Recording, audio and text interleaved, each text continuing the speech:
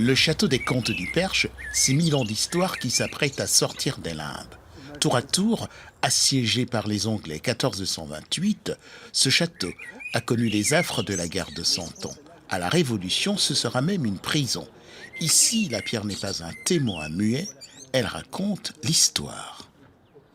Sous cet angle, vous voyez toutes les étapes historiques du château, depuis le grand donjon carré qui a été construit en 1030. C'est un des plus vieux donjons en pierre d'Europe et un des plus hauts aussi puisqu'il fait 30 mètres de haut. C'est le donjon des Comtes du Perche, là où ils habitaient.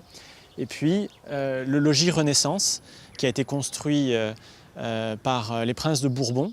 Et puis le pavillon que le duc de Sully, le ministre d'Henri IV, a fait construire.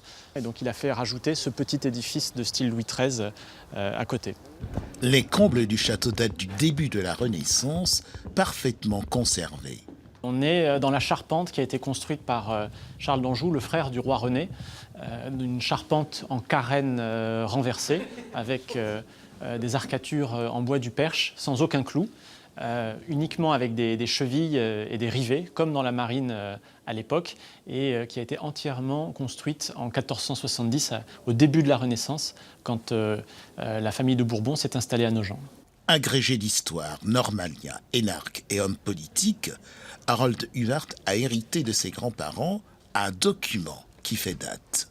C'est le testament de Rachel de Cochefilet, duchesse de Sully, la femme du principal ministre d'Henri IV. C'est un document intéressant parce que non seulement il fait la liste des biens du duc de Sully, qui en tant que ministre des Finances avait des propriétés considérables, mais il montre bien aussi que sa femme, qui était percheronne de naissance, n'a eu de cesse toute sa vie que de faire acquérir des terres dans le Perche chez elle à son mari.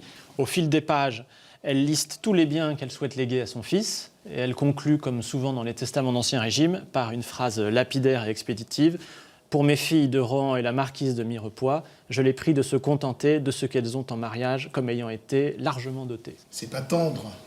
C'est la loi d'Ancien Régime avant la Révolution. Tout pour les mâles, tout pour les garçons, et les filles n'ont que ce qu'elles ont le jour de leur mariage. Le duc de Sully et son épouse Rachel de Cochefilet sont inhumés dans une chapelle à Nogent-le-Rotrou, conformément à ses dernières volontés. En armure, avec un manteau de duc, son bâton de maréchal de France, dans une attitude plus que seigneuriale. Et c'est un des très beaux monuments de la ville de Nogent-le-Rotrou que nous conservons encore aujourd'hui. Nous devons la représentation en marbre blanc du couple à Barthélemy Boutin, sculpteur du roi.